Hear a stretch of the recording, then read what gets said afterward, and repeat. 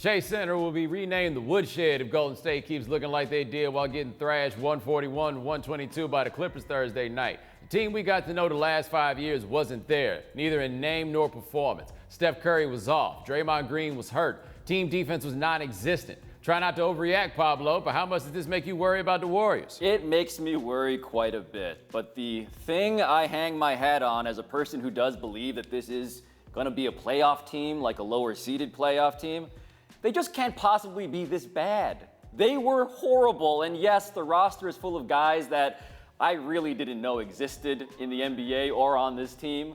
But when Steph Curry goes 2 for 11 from 3, and Steph Curry is the engine of the team, you sort of know the night's going to be pretty bad to begin with. Yeah, but Steph Curry going 2 for 11 for 3 and why they couldn't guard anybody, right? Like, they were atrocious defensively, and for whatever it's worth, the Clippers roster outside of Kawhi Leonard, that's a bunch of dudes we don't know that much about either. And the ones we do know something about, we think of them as being scrappy, hard-nosed types, right? Like, this is not the most overwhelmingly talented unit either, but it seems to fit better. But with Golden State, I looked at the bench, the box score during the game. I was like, I don't know who any of these people are. I can't name them. I don't know where they came from, any of that. But this is something I think has to be remembered in this. Steph was loose with the ball in that game. Now, Steph being loose with the ball is not uncommon. That's kind of been a hallmark of their whole run, but they're working with different margins here. You can't play like that with a team that has this level of talent. He's going to have to be a lot more diligent in order for them to be good. And Steve Kerr, to your point, sounded a lot like you. He said there are going to be nights like this. This is reality. Basically,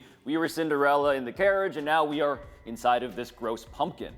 But people who also weren't showing up last night, in part due to injury, Kevon Looney, who didn't play the second half. Draymond Green, which you pointed out, had that nerve thing in the elbow because Patrick Beverley ran into him.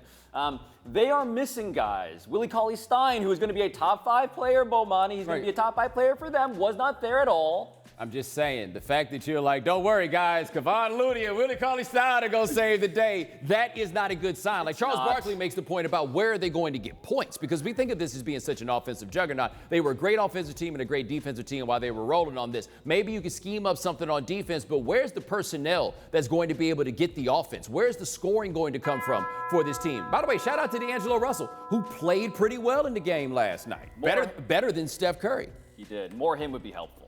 But up next is Bucks Rockets.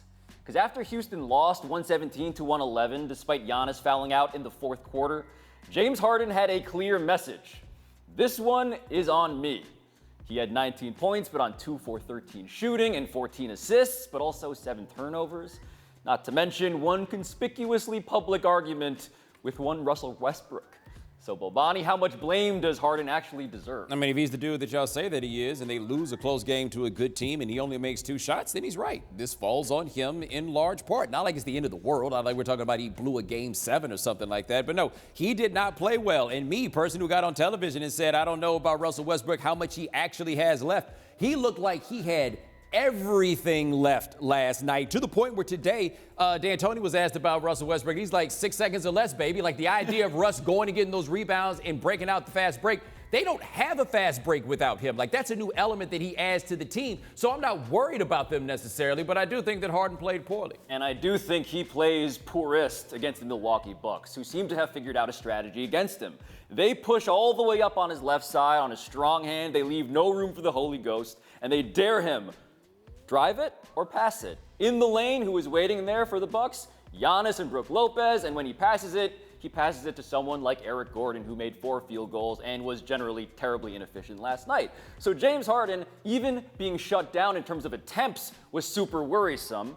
But I do think that Wesley Matthews being the tip of that spear for the Bucks, this does seem like more of a one-off because no other team seems to be doing what the Bucks do against them. Yeah, well, I guess the thing that's interesting, we saw a bunch of teams try that very similar strategy during the playoffs with the super overplay and to take away the step back, and it didn't really work in that case. So you're right, maybe this is something that is very particular to the Milwaukee Bucks. However, Giannis fouls out with like 6 minutes left in this game, and the game is still close at that point. That means that this is a game that one would think that the Rockets would win. But I want to ask about the little, I wouldn't even say kerfuffle. They just had a little back and forth, a little animated discussion. Maybe that's just the way they talk. It's been so long since we've seen these dudes. I don't know what their interaction is. Like, I wish I knew more about what that was. But what I appreciate about this is, Look at James Harden being willing to do that with Russ. Everybody else seemed to be scared of him. That dude is not. Yes, we argue on this program all the time. We are friends. I think there is a difference between what it looks like on the exterior and what it is on the interior. Oh, they were still going. I didn't know it was that long. But they're still going.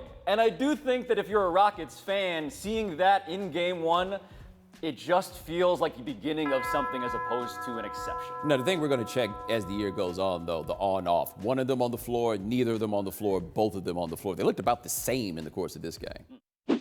Thanks for watching ESPN on YouTube. For highlights and analysis, check out the ESPN app. And for live streaming and premium content, check out ESPN+.